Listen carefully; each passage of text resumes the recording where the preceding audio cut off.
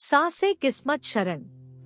तुम कब तक यूं अकेली रहोगी? लोग उससे जब तब यह सवाल कर लेते हैं और वह मुस्कुरा कर कह देती है, आप सबके साथ मैं अकेली कैसे हो सकती हूँ। उसकी शांत आंखों के पीछे हलचल होनी बंद हो चुकी है।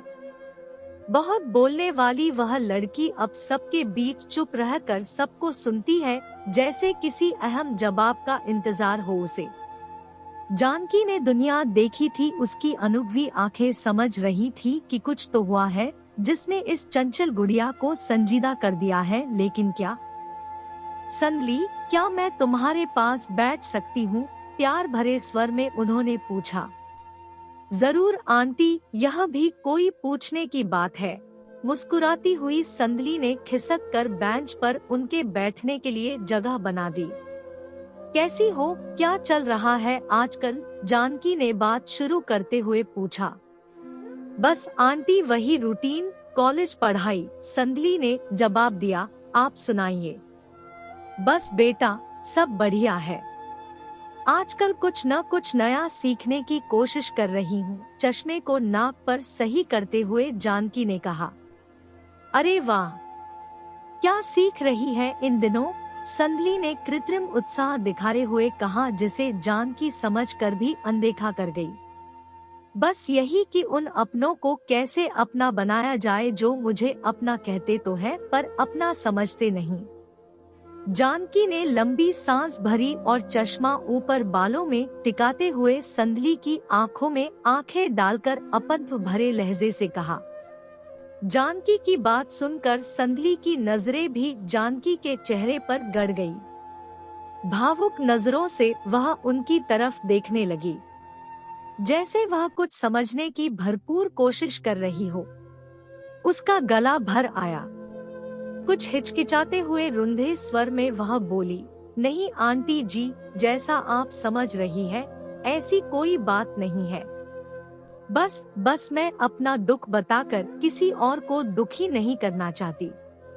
बेटा, क्या मैं समझती नहीं हूँ?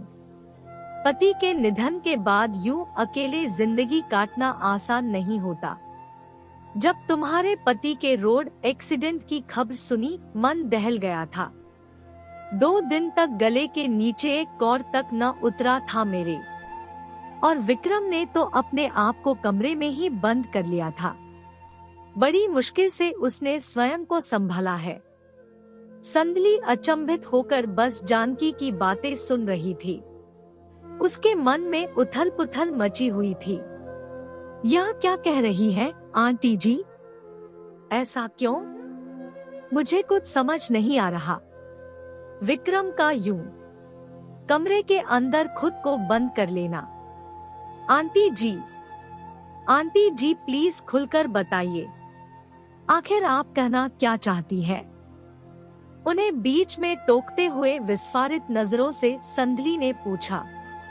बेटी, लखनऊ से ट्रांसफर लेकर जब हम दोबारा इस शहर में आए तो तुम्हारे बारे में हमें सब पता चला। जब तुम्हारे घर गई तो पता चला तुम यहाँ हो, इसलिए तुमसे मिलने यही चली आई। जानकी ने हौले से संदली का हाथ अपने हाथ में ले लिया और बोलना जारी रखा। बेटी, विक्रम तुम्हें बहुत चाहता है। उसने कई बार तुमसे अपने दिल की बात बतानी चाहिए, पर तुम तो जानती ही हो कि वह कितना शर्मिला है। कभी किसी लड़की से बात नहीं करता। तुम जब भी कभी विम्मी के साथ घर आती थी, वह किचन में मेरी मदद करने के लिए दौड़ा आता था और तुम्हें देखने के बहाने मेज पर नाश्ता भी खुद ही लगाता था। वह मन ही मन तुम्हें चाहने लगा था बेटी। तुम्हारा नाम सुनते ही उसका चेहरा टमाटर की तरह लाल सुर्ख हो जाया करता। मैंने उसके मन को भाप लिया था, इसलिए जब उससे तुम्हारे बारे में बात की तो उसने मुझसे अपने दिल की बात कह दी। बेटा, किसी अच्छे मौके पर तुमसे इस विषय पर बात करके हम तुम्हारे मम्मी पापा से मिलने की सोच रहे थे, लेकिन शायद ईश्वर की कुछ और ही इच्छा थी।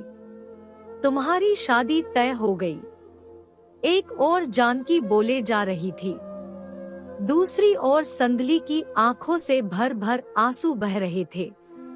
वह न जाने क्या सोच रही थी। उसकी खुशी में ही मेरी खुशी है बेटी।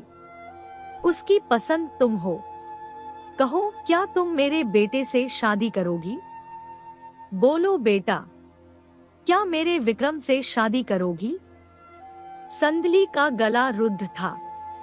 अश्रु पलकों का दायरा तोड़ चुके थे। आंटी जी, जिस दिन उसका एक्सीडेंट हुआ, मेरा और उसका बहुत बड़ा झगड़ा हुआ था।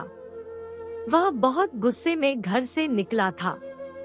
उसका एक्सीडेंट मेरी ही वजह से। संदली के मन पर एक भार सा था। वह अपने पति के एक्सीडेंट का जिम्मेदार खुद को मान रही थी। नहीं नहीं बेटी, तुम यह क्या कह रही हो? उसकी मौत की जिम्मेदारी तुम नहीं हो। अपने मन से यह बोझ उतार दो। संदली बेटा, जीवन और मृत्यु उस ऊपर वाले के हाथ में है।